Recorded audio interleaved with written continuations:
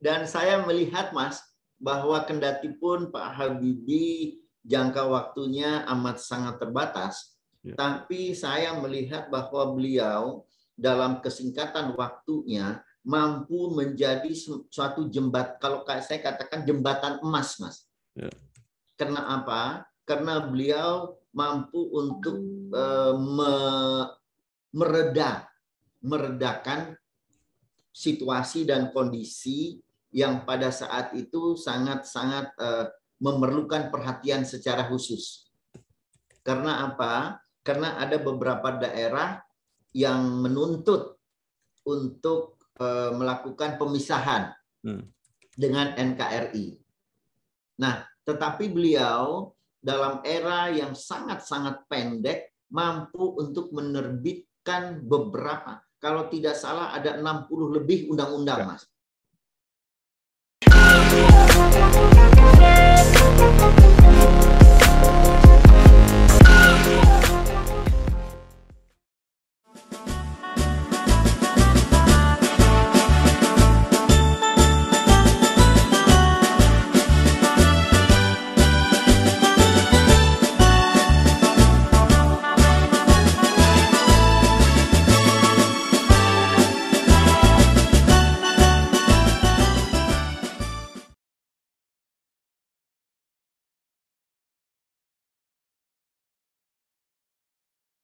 Bersama saya Bambang Sadono di channel Inspirasi untuk Bangsa. Mudah-mudahan kita bisa berdialog di channel ini secara jernih, berimbang, dan arif. Dalam bulan kemerdekaan ini kami sedang mempersiapkan program khusus untuk mengenang Bapak Bangsa. Kami mewawancarai para tokoh untuk memberikan pencerahan mengenai sumbangsih atau pengabdian para bapak bangsa tersebut. Sedangkan pendekatan yang kami gunakan adalah pendekatan kalau di dalam bahasa Jawa mikul dhuwur mendem jero. Jadi untuk mengenang, menghormati apa peninggalan-peninggalan yang baik yang bisa kita manfaatkan baik saat ini maupun untuk masa yang akan datang. Dalam bulan Agustus ini kami sengaja memilih para bapak bangsa itu adalah para Presiden Republik Indonesia yang sekarang sudah wafat, supaya kontroversi politiknya bisa kita kurangi.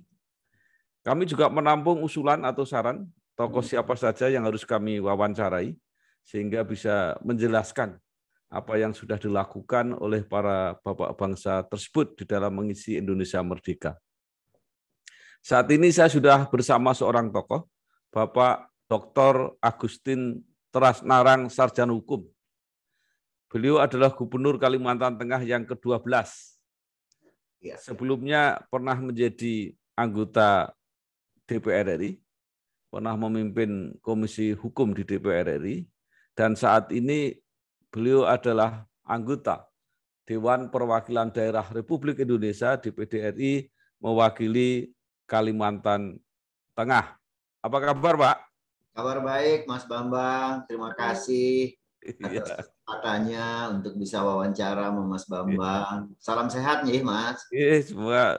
Semoga semua sehat.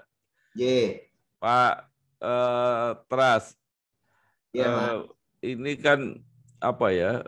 Apalagi kalau ke Kalimantan Tengah ya, pada umumnya Kalimantan itu nama Bung Karno kan sangat dikenang di situ ya. Apalagi di situ ada tokoh Cilik Riwut. Saya pernah ke rumah memori beliau. Nah, konon waktu masih pemuda, Cilik Riwut ini pernah mewakili pemuda Kalimantan menyatakan sumpah setia kepada negara Indonesia di depan Bung Karno pada waktu itu masih di Jogja. Nah, mungkin Bapak bisa menyampaikan beberapa kenangan emosional antara Presiden pertama Bung Karno dengan masyarakat umumnya Kalimantan, khususnya Kalimantan Tengah. Monggo, Pak. Baik, terima kasih Mas Bambang. Jadi kami di Kalimantan Tengah itu tidak akan bisa melupakan.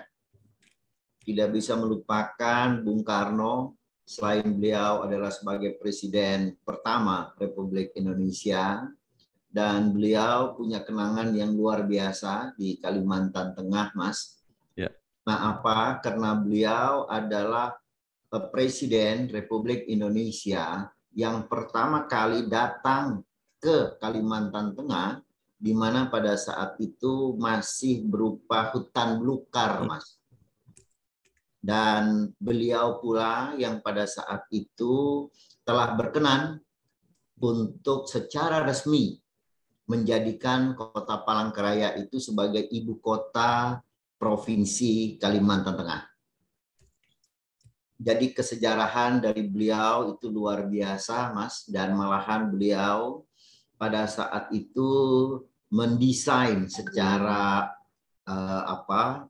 tidak detail bagaimana bentuk dari Kota Palangkaraya ini. Dan itu yang kita kenal dengan konsep sarang laba-laba, Mas. Jadi beliau mempunyai satu titik, yaitu titik itu adalah merupakan titik penyebaran, di mana itu kita katakan sebagai bundaran besar yang ada di Palangkaraya. Nah, bundaran besar itulah yang kemudian menjadi berkembang sedemikian rupa sehingga menjadi hutan, menjadi kota. Nah, itulah yang di Palangkaraya.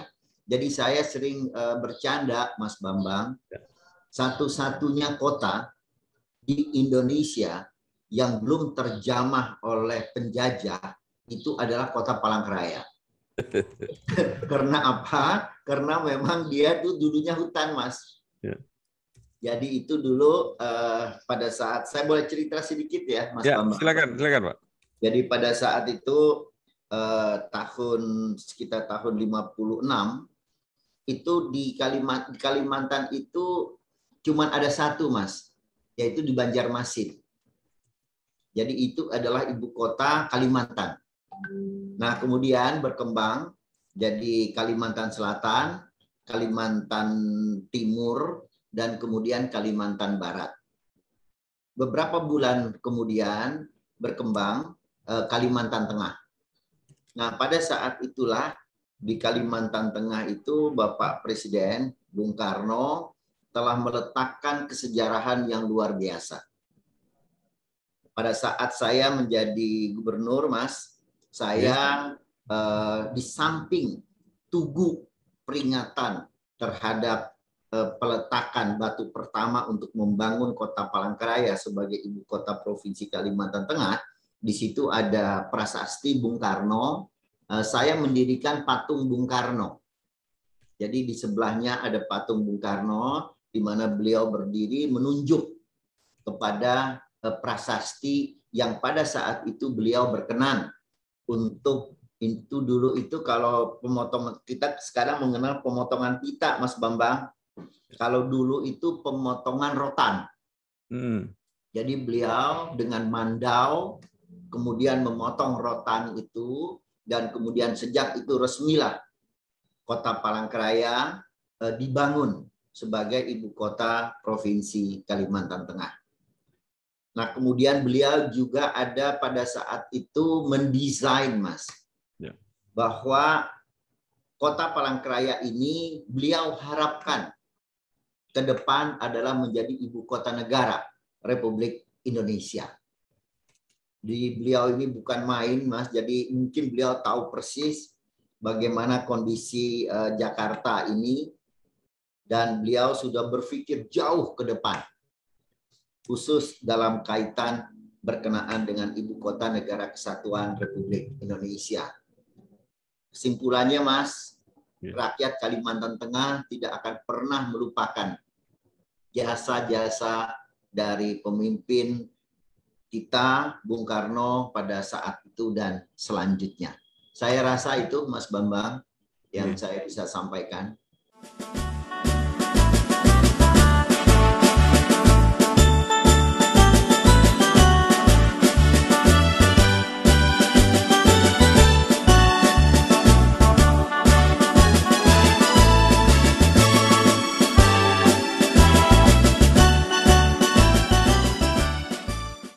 Mungkin ada yang di luar Kalimantan Tengah, Pak, yang kenangan terhadap Bung Karno?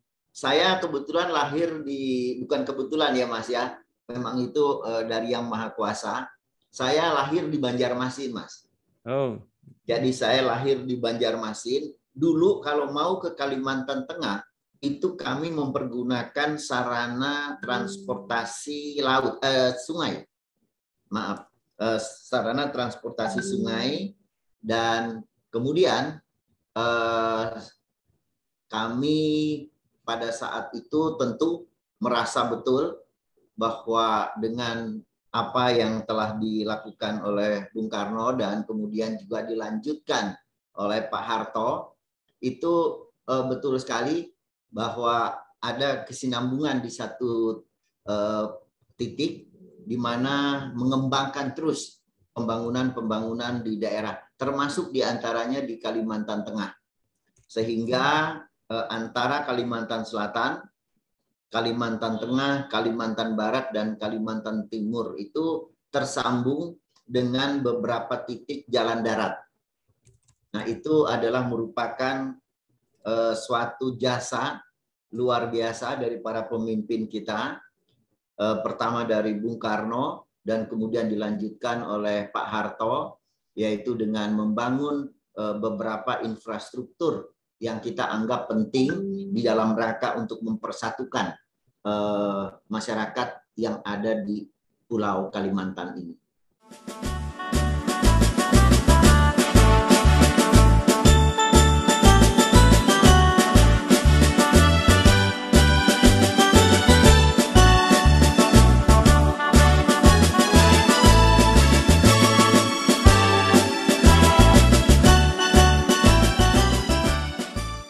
Ya, jadi ketika sudah mulai masuk Pak Harto, itu yang dibuat Trans Kalimantan itu, Pak, ya, mulai dibuat. Betul Mas, ya, betul sekali. Jadi memang semula yang ada itu adalah dari Kalimantan Selatan ke Kalimantan Timur, Mas. Jadi itu jalan itu dibangun sedemikian rupa. Dan kemudian ke Kalimantan Tengah, Pak Harto pada saat itu membangun satu jembatan yang sangat-sangat panjang. Kalau pada saat itu, di tahun 70-an, yaitu jembatan Barito. Nah, itulah jembatan yang menghubungkan, Mas Bambang, antara Kalimantan Selatan dengan Kalimantan Tengah. Sehingga makin mempermudah transportasi antara masyarakat di Kalimantan Selatan dengan masyarakat di Kalimantan Tengah, termasuk juga di Kalimantan Timur.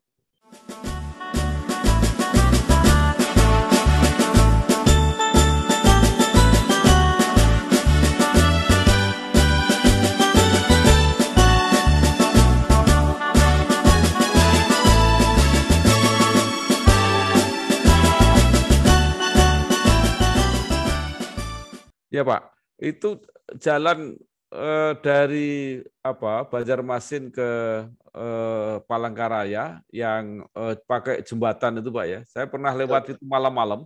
Itu berapa kilometer, Pak, itu, Pak? Oh, itu hampir sekitar 1.000 meter ya. 1.000 kilo? Iya, hampir 1 kilo, Mas. Hampir 1 kilo. Ya. Jadi memang itu satu-satunya jembatan dengan teknologi pada saat itu yang membentang di atas sungai yang menghubungkan antara Kalimantan Selatan dengan Kalimantan Tengah, Mas. Kalau yang jalan panjang yang lewat di atas rawa-rawa itu, Pak? Oh iya, itu semasa Gubernur Pak Asmawi Agani, Mas. Iya. Jadi Pak Asmawi Agani almarhum itu membangun sekitar 2,4 kilometer. Ya. Dan kemudian setelah itu saya melanjutkan, sekarang sudah hampir lebih kurang 11,7 kilometer, Mas. Ya. Nah, itu kenapa kami bangun, Mas Bambang? Itu tiada lain adalah karena daerah itu daerah rawa, Mas. Ya. Daerah gambut. Jadi setiap pada saat musim hujan itu selalu banjir. Nah, itu terkadang banjirnya itu memakan waktu yang tidak cepat. Kadang-kadang bisa sampai 2 minggu, 3 minggu, dan mungkin sampai 1 bulan, sehingga transportasi antara Banjarmasin dengan Kota Palangkaraya itu terhambat.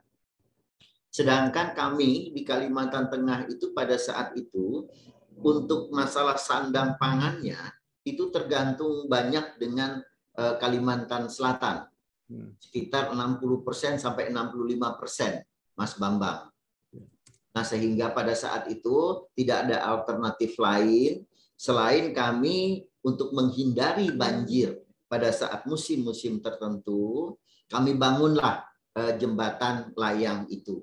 Dan bersyukur sampai saat ini terpelihara dengan baik, dan itu adalah sebagai salah satu sarana transportasi yang mampu untuk meningkatkan perekonomian baik di Kalimantan Selatan maupun juga di Kalimantan Tengah.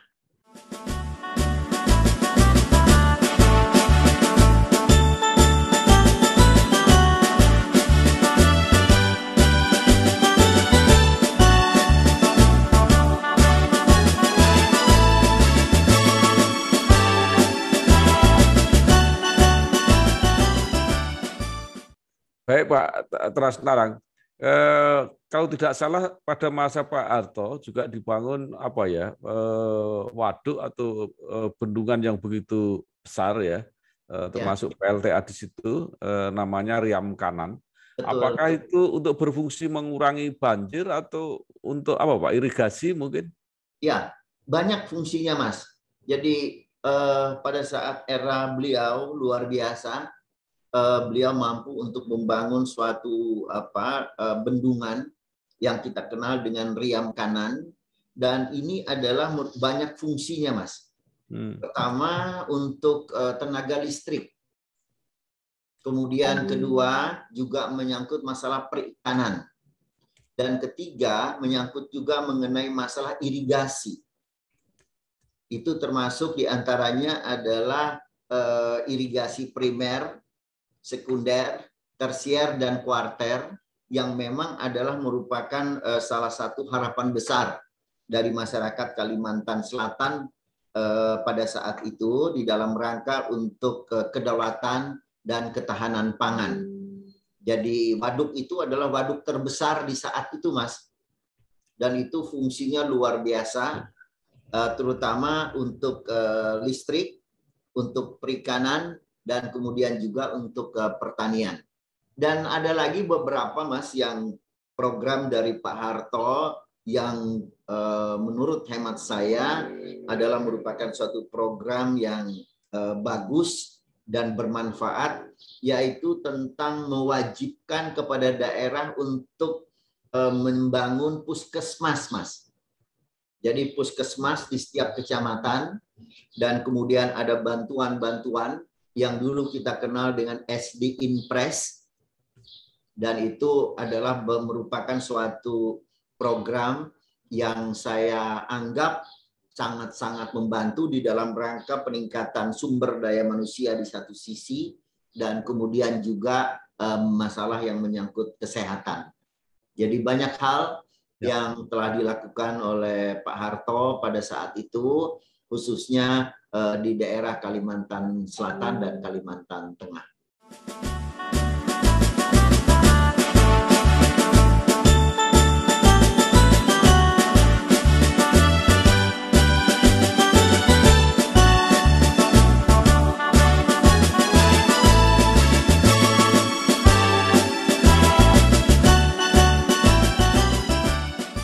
Jadi kalau tadi kembali ya Pak, fungsi bendung Riam Kanan itu yang menjadikan Kalimantan Selatan itu apa Pak, lumbung padi gitu ya untuk Kalimantan kira-kira? Memang pada saat itu Kalimantan Selatan ini kan berhimpitan dengan Kalimantan Tengah Mas. Ya. Jadi ada beberapa daerah yang antara batas Kabupaten Barito Kuala, dan itu adalah Kabupaten Provinsi Kalimantan Selatan, dan Kabupaten Kapuas itu adalah Kabupaten Kalimantan Tengah. itu ada hamparan hamparan sawah yang sangat luas. Nah, itulah yang juga sangat membantu adalah jembatan tadi, Mas, jembatan Barito itu. Karena jembatan Barito itu adalah menghubungkan antara Kabupaten Barito Kuala, Kalimantan Selatan, dengan Kabupaten Kapuas, Kalimantan Tengah. Dan dua daerah itu adalah merupakan daerah penghasil dari padi. Jadi itu adalah merupakan suatu hal yang saya rasa merupakan pemikiran yang betul-betul komprehensif, yang betul-betul pemikiran di dalam rangka untuk tujuan ketahanan dan kedaulatan pangan.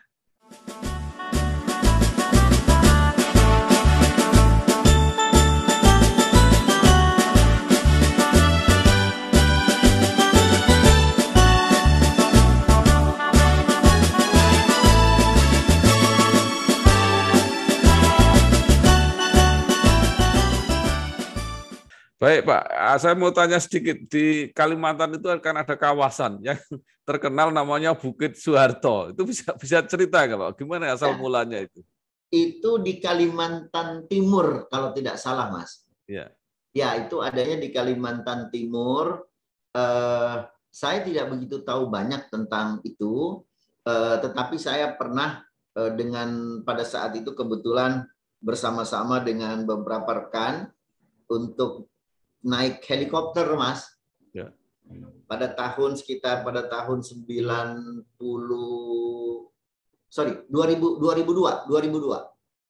Jadi kita naik pesawat dan luar biasa, Mas.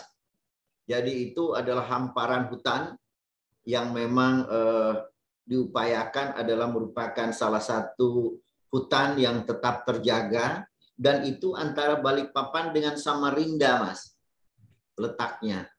Jadi itu diharapkan sebagai suatu hal yang memperhatikan kepada masalah lingkungan. Dan saya tidak tahu persis lagi bagaimana sekarang, tapi katanya itu sudah banyak perkebunan di situ, Mas. Ya.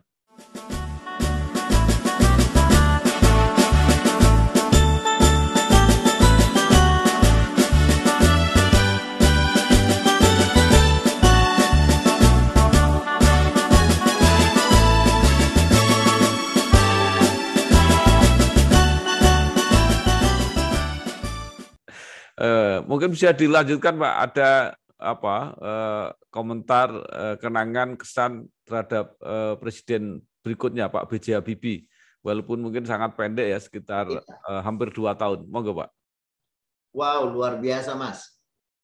Kalau saya mengikuti, kebetulan pada saat itu saya banyak berkecimpung dengan dunia politik ya Mas ya. Jadi Mas Bambang tahu persis lah. Antara tahun itu, tahun 97, 98, 99, sama-sama Mas Bambang juga tuh di DPR. Ya.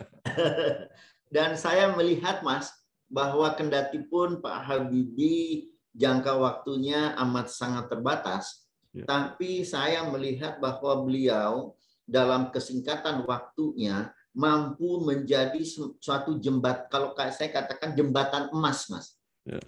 Karena apa? Karena beliau mampu untuk meredakan situasi dan kondisi yang pada saat itu sangat-sangat memerlukan perhatian secara khusus. Karena apa? Karena ada beberapa daerah yang menuntut untuk melakukan pemisahan dengan NKRI. Nah, tetapi beliau dalam era yang sangat-sangat pendek mampu untuk menerbitkan beberapa, kalau tidak salah ada 60 lebih undang-undang, Mas. Ada 60, itu teman-teman yang anggota DPR 97, Mas Bambang 97, 99 ikut ya Mas ya? Ikut. Ah ya, itu luar biasa tuh. Mas Bambang itu termasuk tuh. Termasuk anggota DPR yang mampu untuk dalam waktu yang singkat membuat undang-undang lebih kurang 60 lebih. Ada yang 15 hari itu Pak dibikin. Iya, betul, betul Mas.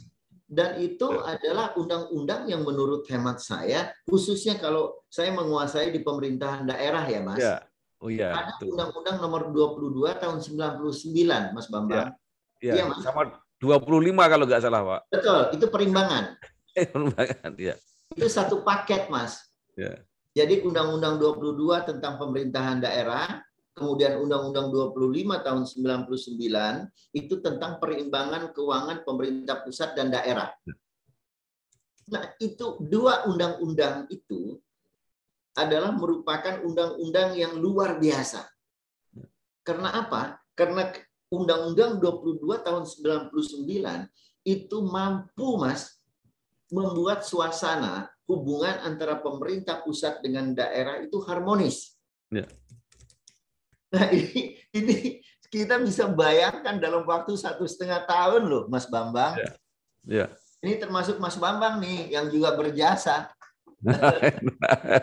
Saya ikut jadi panja itu Pak di situ, Undang-Undang Otonomi Daerah. Ya. Betul. Saya ingat sekali tuh Mas.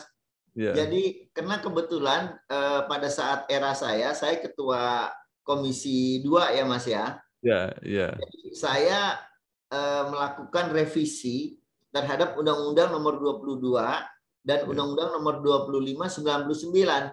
Ya. Jadi itu saya sekaligus dua undang-undang, pansusnya satu ketua Mas. Ya. Wah itu benar-benar menyibukkan. Tapi saya kembali lagi ke apa yang tadi disampaikan oleh Mas Bambang tentang Pak Habibie. Saya luar biasa Mas memberikan apresiasi kepada beliau, dan dalam situasi dan kondisi kita yang amat sangat sulit, terutama dari sisi keuangan ya Mas ya. Kita pada saat itu, dan kemudian beliau mampu untuk membuat banyak undang-undang dalam waktu singkat, dan kemudian itu saya katakan sebagai era demokrasi, era keterbukaan, dan kemudian itulah yang membuat negara kita tentu dengan segala problema-problemanya berharap bahwa itu adalah merupakan suatu kenangan yang kita tidak juga boleh lupakan. Saya rasa itu Mas Bambang.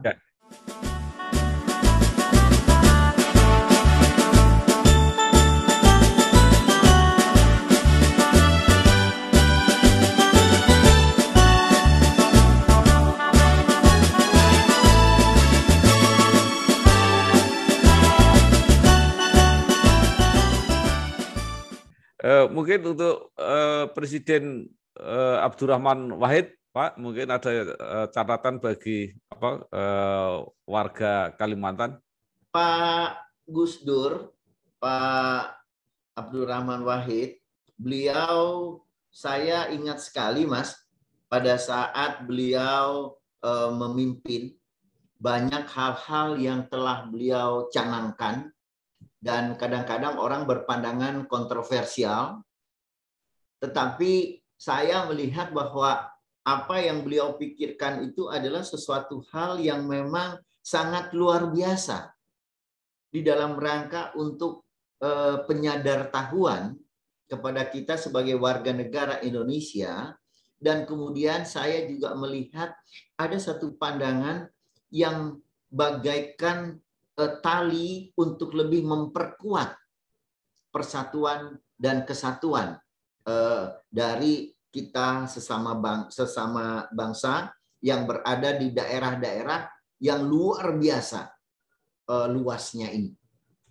Banyak keputusan-keputusan beliau yang betul-betul melihat kepada fakta real yang ada di lapangan. Saya mempunyai suatu, ini kayaknya beliau ini mempunyai indranya yang indra melebihi dari kita-kita nih Mas. Ini apa ya? Saya pernah pada saat saya masih berkecimpung di kepengacaraan ya Mas. Jadi saya agak beralih sedikit nih. Ya, okay. Saya sering diskusi dengan teman-teman di LSM, dan pada saat itu diundanglah Gus Dur. Dan beliau pada saat itu sehat walafiat. Dan kemudian setelah beliau menyampaikan presentasinya, saya tuh melihat sepertinya beliau tidur, Mas. Ya. Sepertinya beliau tidur, dan pada saat orang mengajukan pertanyaan, sepertinya beliau tidak mendengar dan tidak memperhati. Ya. Tetapi pada saat menjawab, Mas, apa yang ditanyakan saya dan apa yang ditanyakan teman-teman tuh runtut dia jawab. Waduh, saya bilang ini orang luar biasa.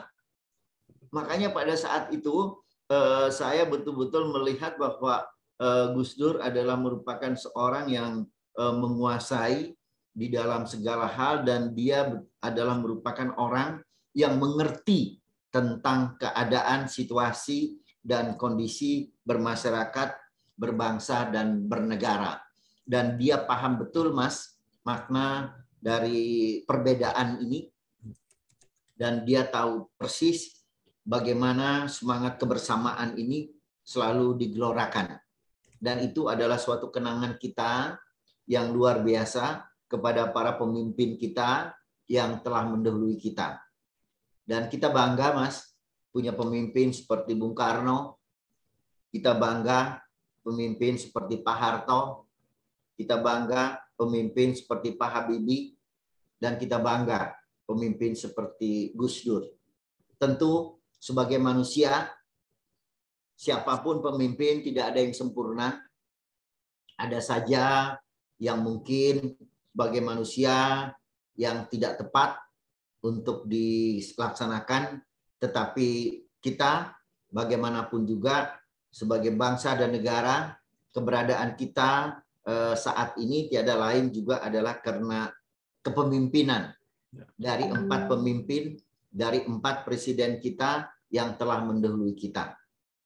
Dan kita doakan, Mas, agar para pemimpin bangsa ini diterima oleh Yang Maha Kuasa, diterima di sisinya, serta memperoleh tempat yang layak. Saya pikir itulah yang menjadi harapan kita ya, Mas ya.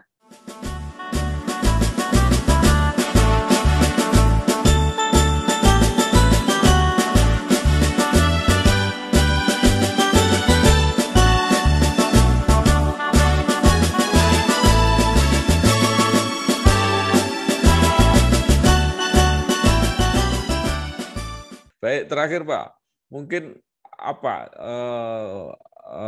hal-hal baik, konsep atau gagasan dari masing-masing keempat presiden yang sudah wafat ini yang masih relevan saat ini kita lakukan dan bahkan mungkin perlu diteruskan di masa depan?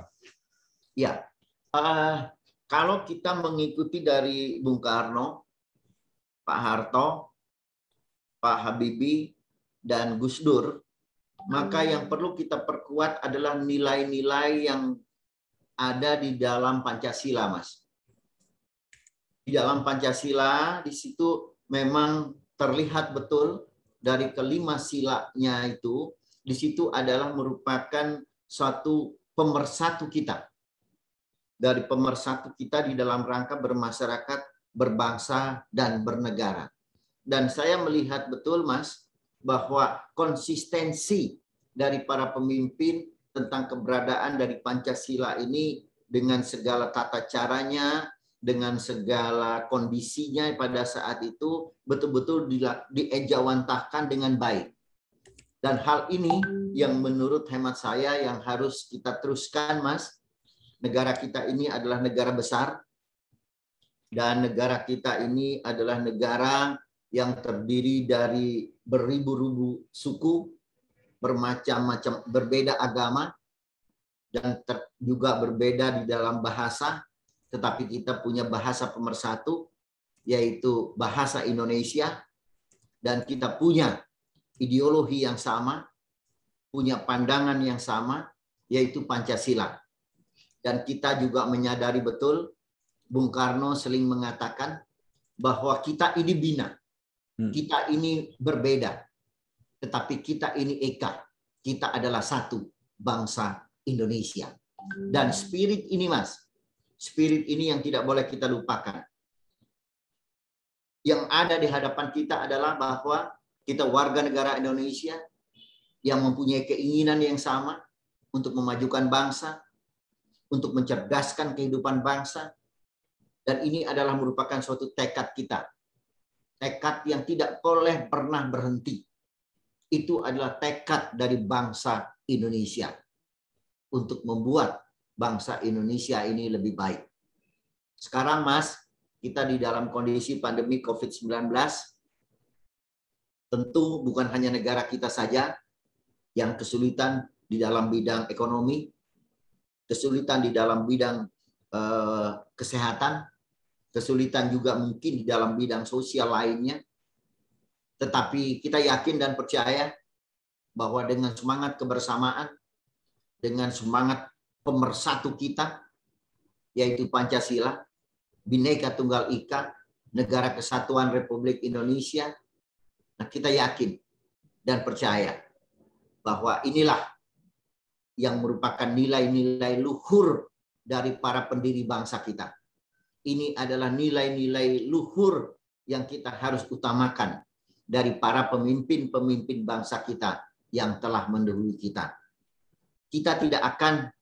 Saya tidak akan bisa berkomunikasi seperti ini dengan Mas Bambang kalau tidak ada Bung Karno, kalau tidak ada Pak Harto, kalau tidak ada Pak Habibie, kalau tidak ada Gus Dur.